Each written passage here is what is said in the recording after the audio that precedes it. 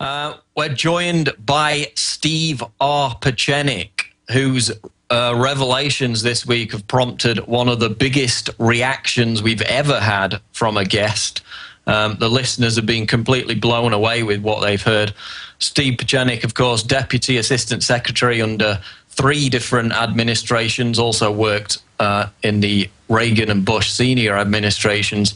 Top spy master, terrorist hunter for the US government, wrote the book on psychological warfare and counterterrorism for the State Department, and of course dropped the bombshell this week on the Alex Jones show that Osama Bin Laden has been dead for the best part of a decade, since late 2001.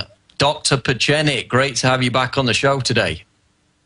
Oh, it's always a pleasure, and I want to thank you and Alex Jones for bringing me on. I want to thank the audience for listening to me. It's very kind of them, and again, this is something that we go back over a decade. It's very rare to have a host like Alex Jones who had the bravery to bring me on 10 years ago, right after 9/11, when I pronounced not only was 9/11 a false flag and stand-down operation, which most Americans now realize, but at the same time, part of the whole scenario of the PSYOPs war that was created by Bush Jr. and before that Clinton, quite frankly, because he was involved, was the fact that Osama Bin Laden had been diagnosed with Marfan syndrome. Many of your people can look it up. It's called MARFAN, where the lifespan's very short, and one of the consequences is arterial fracture and all kinds of side effects, but primarily renal dialysis with a very short lifespan. And Alex talked about it yesterday. And at the time that 9/11 occurred, he was imminently dying, and then by the time Tora Bora came in, he was already dead. So when I went on the air 9-10 years ago, and Alex was kind enough to invite me, I said, look, Osama Bin Laden is dead. The issue of why we used Osama Bin Laden is basically a story narrative that the intelligence community, usually the CIA and civilians, not often the military, although the military is literally separated out at this point. Many of my own men I worked with in special forces, not the Navy, but in the Army, particularly in the Army intelligence, have really been watching this, and I must admit that I have full respect for our military. I myself was a colonel at 32 and refused promotion at 39, but my point being that there was a narrative that was developed in order for the United States to go into a so-called war on terrorism, which is an oxymoron because terrorism is not a war, it's a tactic, it's not a strategy. And that narrative was carried forth with all kinds of storylines that made no sense, including Osama bin Laden was supposed to be the bad guy, and that's why we went in there, and we would pursue him and continue the war in Iraq and Afghanistan for reasons that were unclear to everybody, except that we were killing al-Qaeda members. But it turned out that the al-Qaeda members we were killing were the people we trained in the beginning when I was involved in the Carter administration under Brzezinski, and then followed through in various other administrations. They came out, some of them from special forces, others from other divisions of the military, and were trained in Brooklyn and elsewhere, and then were put in as mushahadin, as most of the Americans know. And then eventually the storyline went, as the Bush administration created with the neocons, Paul Wolfowitz in particular, Zalmay Khalilzad, Elliot Abrams, Condoleezza Rice, Richard Cheney, all of the what would eventually be turning criminals and liars, as we found out that there was no weapons of mass destruction. And suddenly, not only did we have one villain, Osama bin Laden, who already been dead in this narrative. And we'll talk about it after the break. Stay there. We'll be right back with Steve R. Pieczenik. Live, it's the Alex Jones Show. We're talking to Steve R. Pieczenik, top spy master, worked under 5 U.S. administrations. Dr. Pieczenik, I was talking in the last half hour to the former Assistant Treasury Secretary under Reagan, Paul Craig Roberts, and he was, of course, fascinated by the statement you made earlier this week, the fact that a top general under Wolfowitz told you directly that 9/11 was a false flag and that you were prepared to go in front of a federal committee to reveal that name. Roberts was wanting to know how you're not concerned about your safety while withholding that kind of explosive information. So can you elaborate on that for us? Be happy to explain it. Number one, most of the people who are involved in the false flag and stand down understand what it is I really did over 20 to 30 years. I was what you call a solo operate and worked all over the world. I didn't work for the CIA. I worked directly for the President or the Secretary of State, and I did regime change. So that gentleman and others understand what I do, and I won't go into detail, and they don't really have to go into understanding how I do it, but they do understand. Every one of the neocons knows me exceedingly well. And remember, you should know, I had worked with Cheney and Rumsfeld before under the Nixon administration. I didn't personally know them, and Rumsfeld was at the Rand Corporation, but I had worked with all the neocons, and they weren't allowed under the Bush Senior administration. So the issue of my safety is not really the issue. I'm just like any other American citizen who served our country, and I said, it's enough. I was a colonel at 32. I was promoted to brigadier at 37 or 39. I refused that. I didn't go in full-time. I went out to become what every American citizen is an entrepreneur, and basically wanted to live my life as I wanted to and make the mistakes that I could and criticize the administration while being able to serve it. And I volunteer still to serve our military, and I'm very proud of that. I won't go into the details, and I don't ask for money, and I never have, and don't receive a pension. But it's a very clear understanding that your American public should understand that if somebody doesn't step forward, I'm no more a hero than a mechanic, a truck driver, anyone else, and I'm saying this is enough. And I don't worry for my life. My life has been at risk serving my country, 8, 9 different times, from the Middle East to the East Asia to Cambodia, with the Khmer Rouge, with the Red Brigade, with PFLP. And so I think those who know what I'm saying understand that this could be a mutually assured destruction if anything really happened to me, and it would really not be very good for anyone to consider even thinking about terminating me, because it's not an issue. I mean, I don't need to threaten anybody. Everybody understands in the business what I do and what I've done. And it would be best for everybody just to cool it and allow an American citizen to say exactly what he wants to say, to criticize a president who's not qualified to really be in this position at this point in time, who has maintained a narrative that's totally deceptive, false, a lie.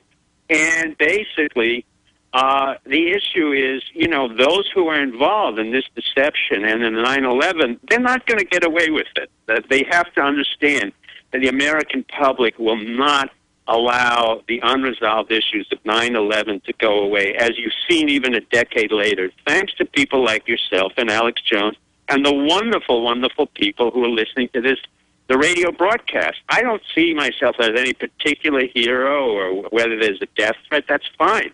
I mean, I do what I do without the concept that they're going to kill me or I'm going to disappear, and that's unfortunate for most people, because I feel like the Jeffersonian doctrine, which is every generation has to fight for their own democracy. So I'm blessed to be in a country where at the same time I can serve Nixon, Reagan, Bush, Ford, Carter, and Bush Sr., who I admired immensely, and at the same time be able to criticize his son, who I thought was totally incompetent and totally dangerous, Bush Jr., and now I see that there's a sequel to that, and that is Obama. It doesn't matter to me whether you're Republican, Democrat, Independent, or any other spectrum of the policy, but you cannot, I repeat, you cannot continue to have a PSYOPs operation on the American public that wants to justify the increased popularity and self-aggrandizement of a president like either Bush Jr. or Obama,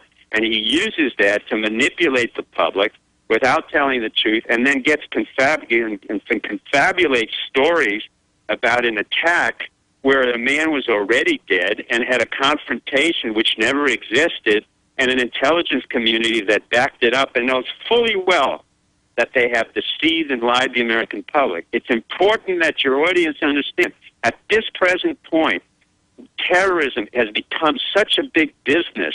We have over 850,000 people involved around the Washington area, in the military-industrial complex making in top-secret relations, which is absurd.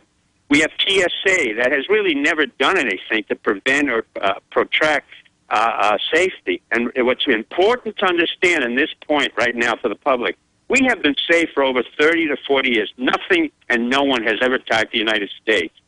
The only people who attacked the United States was George Bush, Cheney, and Rumsfeld. So the nonsense that since 9/11 we have been safe is an absolute lie. It's a continuous lie, and those who believe it are continuously deceiving the American public. If anything else, it has become worse. We've exacerbated our relationship with the Pakistani government, the Pakistani military, which I have worked with under Yaqub Khan, and they're very few intelligence operatives who can have the access or had the access that I've had, including with the fundamentalists, Islamic fundamentalists who went to school with me.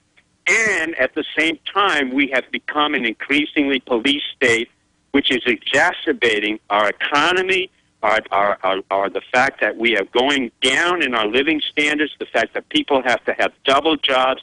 There are no jobs available. And this president, all he cares about is garnering $1 billion to reelect himself in another narrative, which was totally delusional. So the problem now isn't about me. I'm not more a hero than any American who says, look, this is enough. I'm not going to take this anymore. But I didn't expect 10 years later for another delusionary panderer called a president, a politician, whether you're Republican or Democrat, to continue this nonsensical story that we have been attacked by Muslims, which we hadn't been. We were attacked by our own people in a false flag operation. And the point of the Osama Bin Laden resurrection is this is the psychological resurrection. If the SEALs attacked anything, then they're going to have to explain to me, who's been in intelligence for a long time and works with special forces, not the SEALs primarily, how they attacked a mortuary, because he's dead. And he was dead for 9 to 10 years, and there are others who can confirm that. The issue at hand now is still more important. We have to stop this government and other governments from continuing to deceive, deny, and continuously manipulate the American public. That's why Alex Jones is so important in your radio show. They can call us conspirators. I don't care. That's an incredible, easy way for the intelligence community, which is not very effective, by the way. And let me give you another little statistic. 80% of the CIA now are composed of mercenaries. In the days that I worked under Reagan, Bush, and Bush Sr. in particular, we had real heroes, men who had really served our countries and worked on the Cold War. They weren't interested in self-aggrandizement. They weren't interested in promoting SEAL 6. No special forces unit that I have worked with, including Delta and other units in hostage negotiation, in the Army particularly, has ever come forth and said how great I am, and let me show you how great I am. It is unfortunate that the Navy has a proclivity, including under Admiral Mullen, the chairman of the Joint Chiefs of Staff, whose father happens to have been a publicist for my talent agency, William Morris, and has a proclivity for self-aggrandizement because he made a real faux pas by giving the Medal of Honor to Greg Mortensen, another sociopath who claimed he went into Pakistan and built schools all over. He has a proclivity to dramatize a unit that has had a questionable history of effectiveness, the SEALs. When I was involved under Reagan, the SEALs were lost on a raft, 6 of them, 4 to 6 of them, on an assault to Grenada. Now, you explain that to me, but every movie I have seen and your public has ever seen aggrandizes and self-aggrandizes the SEAL unit, including Demi Moore's film, G.I. Jane, and other films. But the units I worked with and had and consult to, you will never know about. They are dedicated, quiet men and women who have been intellectually exceedingly perceptive, very highly trained, and their job is to do their job, keep it quiet, and go home. And we're talking about great generals like General Petraeus and other generals who really have served our country, but you don't hear them going out and creating this fantasy of how they went in there and attacked a man who was armed but wasn't armed, who is dead but isn't dead, but now is floating in the water. So I warn the Navy, in particular the Chairman of Joint Chiefs of Staff. The best he can do, Mullen, is to resign now. Ask yourselves, what are you doing in this time of great challenge? What are you doing to unlock minds?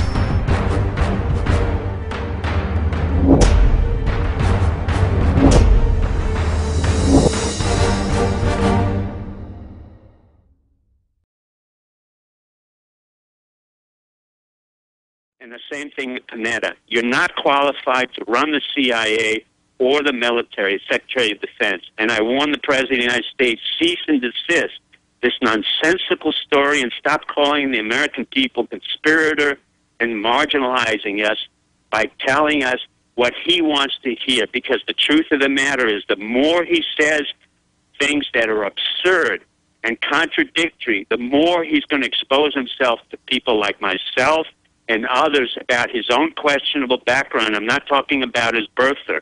He knows he has a very questionable history, and he's treading on very dangerous waters when you come into the world of PSYOP, in a world where guys like me and others who I work with are really professional. I don't go out in public. I don't need to have my picture taken. I don't need to have a uniform, and I don't have to be interviewed every 30 seconds to say how great I am. Like this president. Okay, we'll be back to talk more about it after the break with Dr. Steve Pieczenik. Don't go away. This is the Alex Jones Show Live. We're back live on the Alex Jones Show, May 5th, 2011, talking to Dr. Steve Pieczenik, who has been completely vindicated. The Situation Room photos were staged. Obama and Hillary did not watch the Bin Laden raid. Obama lied Sunday night on national television when he told Americans that he did. I want to get your take on that, Steve. And also, we don't have much time, just one more question. On Sunday, Obama said America was safer because of this staged Bin Laden fable. They've ramped up the police state. They're talking about putting the terror level up a notch. How much danger are we in of them staging another false flag inside America within the next few weeks? Well, I don't want to say they're going to create a false flag. What he's done is when you lie, you continuously lie. So he will lie to create, in order to maintain this lie, he will increase what looks like the presence of counter-terrorist people, TSA and cops and all. But the reality, the only thing that's effective in terrorism and counterterrorism over 30 years is human intelligence, and he doesn't have that. And the CIA doesn't have that because 80% of them on contract. The ones who have it are on the military, usually the Army, some elements of the Air Force. So I'm not worried. If they pulled another false flag, we're going to have a revolution in America. And he knows that. He will understand that. The intelligence community will understand that will precipitate violence in this country. And I warn the intelligence community that's listening now and the military, do not even think of creating another false flag, because that will be the beginning of a second American Revolution. That will be the beginning where really the American public that is allowed to have guns will really understand that this country is out of control. So now I am warning the President of the United States, who is not the brightest individual in the world and who is also not very competent in his job, that if you want to get reelected, you best get reelected by understanding what the office is. It's to serve the public. It's not to serve your own grandeur and your own narcissism. It's to serve the American public. And by increasing the so-called security, you're creating more and more trouble. You've created more trouble by men and women, our honorable men and women who've gone and fought and died for this nonsense so that you can get reelected. Our veterans coming back without any benefits because you are not able to supply them, and you cannot get reelected on the bodies of the American people and on their welfare. So I warn you repeatedly, if you think I am just full of air, you better look at my history again on regime change. It will be very easy to initiate a regime change with you, Mr. President, and everyone around the intelligence community. If you want to come forth, I'll be happy to discuss it with you. But I believe the president, number one, is too cowardly, number two, not too bright, and his lying will be the undoing of his presidency. And Dr. Pieczenik, about these staged photos, I mean, you said they were staged. Now it's come out that they were. What do you have to say about that? Well, you know, being right is not good in my life because I'm a physician. If I tell you you have cancer, it's not. I'm not proud to say that you have cancer. Believe me, I have no great satisfaction and saying 9 years later that the American public has been duped again. But I'm warning those who are creating this story, including the intelligence community, the 850,000 people involved in counterterrorism, beware of what you do. You will be held accountable. The American public will hold you accountable. There are myself and others who understand exactly who you are, what you are doing. Do not mess with the American public, and that's my warning. There will be more deceptions, more lies, but if you increase your TSA, you increase your security, you will weaken the fibers of our democracy, and that will begin the second American Revolution. And if they don't understand that, they better look at what happened to the neocons, to Scooter Libby, and to many others. So you better understand, once again, I have not given you a false threat. I am threatening you again on behalf of the Americans. As an American, do not play with American security, freedom, and the right to protest. That will be the demise of your institution. And Obama, you cannot keep lying. Your lying will undo this presidency and will undo the fabric of our society. So be careful. Your sociopathy got you to the presidency, but will not keep you in the presidency. Those are my Dr. final Steve words. God bless Pieczenik, America. we're out of time. We've got to leave it there. We're out of time. Really appreciate you spending time with us, and we'll be sure to have you back on the show. There goes Dr. Steve Pieczenik with more astounding revelations on the Alex Jones Show, and I'm sure that he'll be back on the air very shortly. Steve Watson, Aaron Dykes, and Alex Jones are coming up to host the last hour and a half. I've been Paul Joseph Watson. Be sure to stay tuned for more groundbreaking information on the Alex Jones Show live at prisonplanet.tv. I'm signing off, but stay tuned for more after the break.